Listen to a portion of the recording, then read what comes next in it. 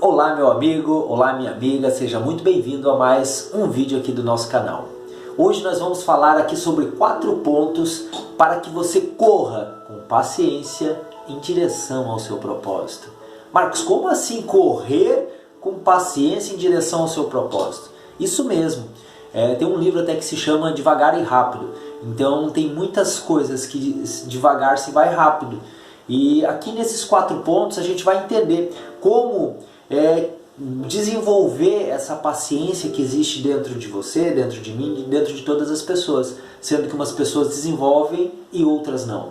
Mas antes disso, se você não é inscrito, se inscreve aqui no canal, dá seu like, compartilha com as pessoas que você gosta. Aqui a gente fala sobre o conceito da prosperidade orgânica, porque prosperidade não é você ter tudo, e sim não sentir falta de nada.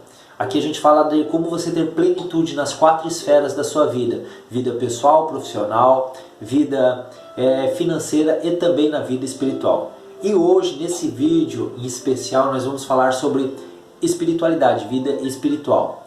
Desses 4 pontos, a referência bíblica está em Hebreus 12, de 1 a 11. Fala de muito mais coisa ali, mas vamos pensar nesses 4 pontos. E o primeiro ponto que fala é o quê? Deixa todo o embaraço e pecado. Corramos com paciência a carreira que nos está proposta, olhando para Jesus Cristo. Então, muitas vezes a gente desfoca devido aos embaraços da nossa vida, devido à timidez, devido à vergonha muitas vezes que a gente tem, vergonha por quem a gente é, aonde a gente está, ou por aquilo que acabou fazendo. E isso acaba nos impedindo.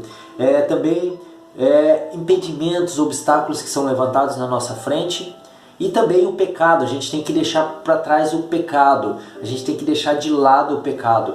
E o que é deixar de lado o pecado? É deixar a injustiça, é deixar maldade, culpa, pequenas infrações, pequenos pecados, e principalmente o pecado que hoje a maioria das pessoas não dá atenção, é o pecado da omissão. Ou seja, saber o que precisa ser feito de bom e de bem e acaba não fazendo. Então, deixar isso para trás.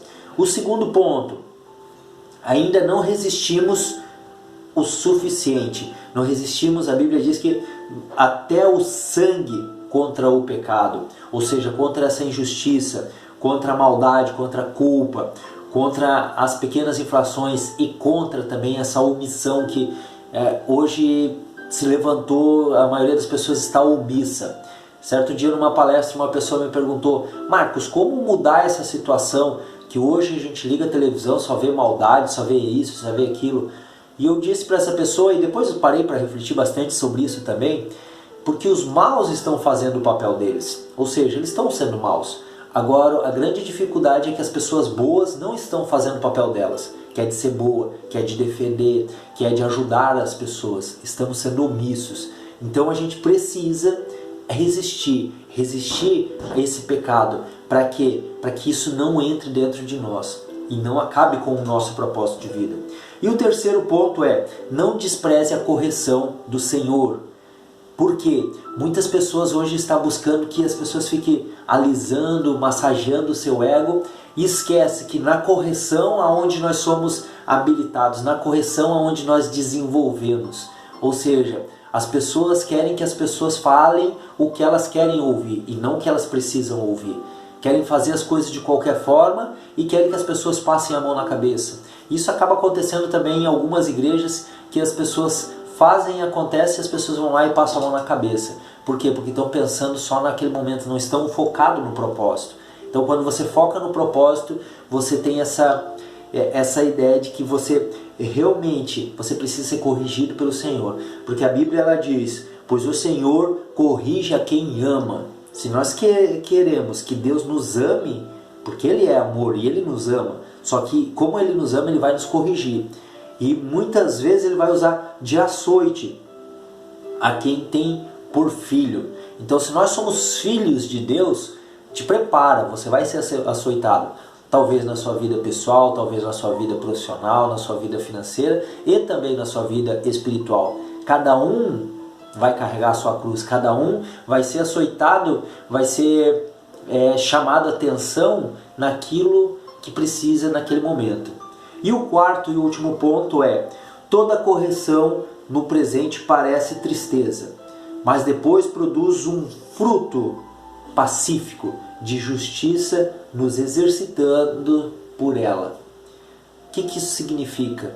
Que quando eu recebo uma correção, e eu lembro disso, eu sou filho e agora sou pai, então quando a gente recebe a correção a gente fica triste. Ah, o meu pai foi injusto, por que ele fez isso comigo?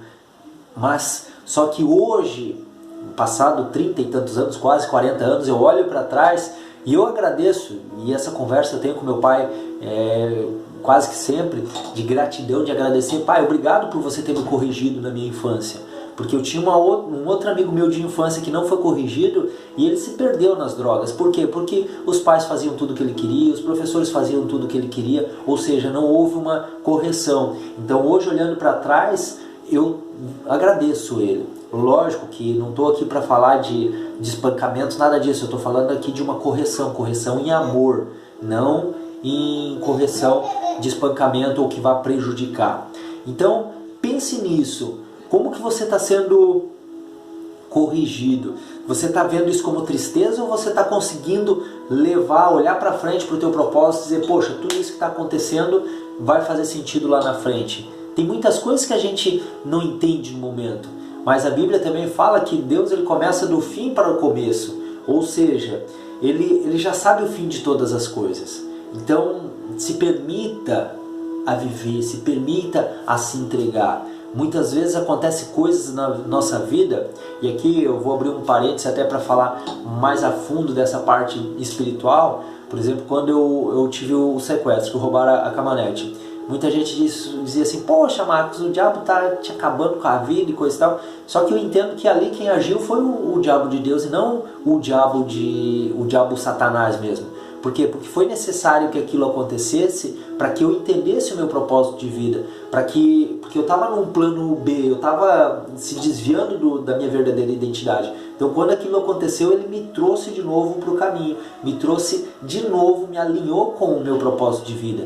Que o meu propósito de vida é ajudar as pessoas a encontrar o seu propósito e alinhar o seu propósito.